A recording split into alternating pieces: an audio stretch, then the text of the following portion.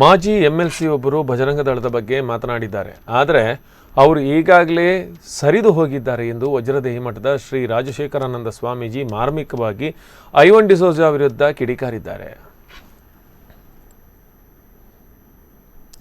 ಮಂಗಳೂರಲ್ಲಿ ಮಾತನಾಡಿದ ಸ್ವಾಮೀಜಿಗಳು, ಮಾಜಿ ಎಂಎಲ್ಸಿ ಅವರು ಹೋಗಿ 1 ಆಗಿದ್ದಾರೆ, ಇನ್ನು 1 ಕೂಡ ಹೋಗಿ ಯಾರು ಅವರನ್ನು ನೋಡಿದಂಥ ಸ್ಥಿತಿ ಬರಬಹುದು ಎಂದರು. ಈ ಮೂಲಕವಾಗಿ ನೇರವಾಗಿ ಹೆಸರು ಪ್ರಸ್ತಾಪಿಸದೆ ಐವನ್ ಡಿಸೋಜಾ ವಿರುದ್ಧ ಕಿಡಿಕಾರಿದರು. ಮಾಜಿ ಎಂಎಲ್ಸಿ ಅವರು ಈ ಬಗ್ಗೆ ಗಮನಿಸಲಿ. ಅವರು ಇರೋ ಪಕ್ಷ ಮುಳುಗುತ್ತಿದೆ, ಅದರ ಜೊತೆಗೆ ಅವರು ಕೂಡ ಮುಳುಗುತ್ತಿದ್ದಾರೆ. ಅವರು ಯಾರನ್ನ ಮದುವೆ ಆಗಿದ್ದಾರೆ, ಯಾರ ಜೊತೆಗೆ ಸಂಸಾರ ಮಾಡುತ್ತಿದ್ದಾರೆ ಎನ್ನುವುದನ್ನು ಅವರು ಗಮನಿಸಲಿ. ಕೇಸರಿ ಬಗ್ಗೆ ಮಾತನಾಡಿದವರೇ ಕೇಸರಿ ಹೆಣ್ಣನ್ನು ಮದುವೆ ಆಗಿದ್ದಾರೆ, ಮತಾಂತರ ಆಗಿರುವುದು ಅಲ್ಲೇ ಎಂದು ತಿರುಗೇಟು ನೀಡಿದರು. ಹೀಗಾಗಿ ಅವರು ಮುಂದೆ ಮಾತನಾಡುವಾಗ ಎಚ್ಚರಿಕೆಯಿಂದ ಇರಲಿ. ಕೇಸರಿಯನ್ನು ಕೆಣಕುವುದು ಬೇಡ. ಇನ್ನು ಅವರು ಕೇಸರಿ ಹಾಕಿದವರು ಬೇರೆ ಬೇರೆ ಪ್ರವೃತ್ತಿಗಳಿದ್ದಾರೆ ಎಂದು ದೂರಿದ್ದಾರೆ. ಅವರು ಅದಕ್ಕೆ ದಾಖಲೆಗಳನ್ನು ಬಿಡುಗಡೆಗೊಳಿಸಲಿ. ಗುರುಪುರ ಶ್ರೀ ವಜ್ರದೇಹಿ ಮಠದ ರಾಜಶೇಖರಾನಂದ ಸ್ವಾಮೀಜಿ ಐವನ್ ಡಿಸೋಜಾ ವಿರುದ್ಧ ಪರೋಕ್ಷವಾಗಿ ಕಿಡಿಕಾರಿದ್ದಾರೆ. ಮತಾಂತರ ನಿಷೇಧ ಕಾನೂನು ಜೊತೆ ತುರ್ತಾಗಿ ಅಧ್ಯಾದೇಶ ಬರಬೇಕಾಗಿದೆ. ಈ ಹಿಂದೆ ಬಡವರು, ಶಿಕ್ಷಣ ವಂಚಿತ ರೋಗಿಗಳಿಗೆ ಆಮಿಷವೊಡ್ಡಿ ಮತಾಂತರ ಮಾಡಲಾಗ್ತಿತ್ತು. ಇದೀಗ ಐಟಿ-ಬಿಟಿ ವಲಯದಲ್ಲೂ ಮತಾಂತರ ಬೇಡಿಕೆ ಪ್ರವೇಶ ಪಡೆದಿದೆ. ಈ ಮೂಲಕ ಇದಕ್ಕೆ ಕಾನೂನನ್ನು ಪ್ರಬಲಗೊಳಿಸುವ ಮೂಲಕ ತೊಡೆದು ಹಾಕಲು ಪ್ರಯತ್ನ ಪಡಬೇಕು ಎಂದರು. ಪರಿಷತ್ ಸದಸ್ಯರು ನಮ್ಮ ಮಂಗಳೂರು ವಲಯದಲ್ಲಿ ಅವರು ಮಾತಾಡಿದ್ದಾರೆ. ಅವರು ಈಗಾಗಲೇ ಸರಿದು ಹೋಗಿದ್ದಾರೆ.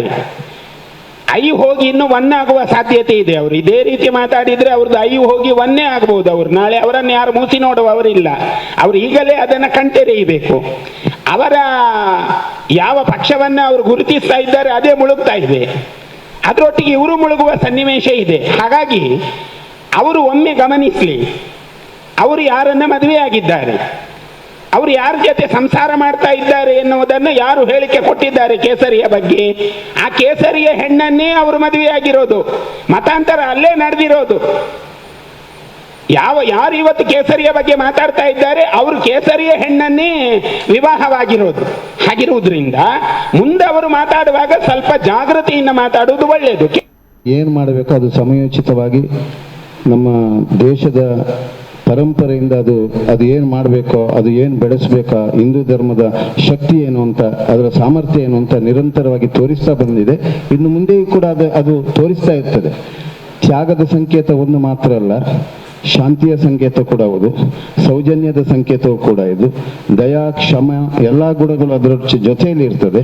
ಆದರೆ ಅದನ್ನು ದುರುಪಯೋಗ ಮಾಡುವಂಥದ್ದು ಮತ್ತೆ ಬಣ್ಣಕ್ಕೆ ಅವಹೇಳನ ಮಾಡುವಂಥದ್ದು ಅದು ಒಳ್ಳೆ ಲಕ್ಷಣ ಅಲ್ಲ.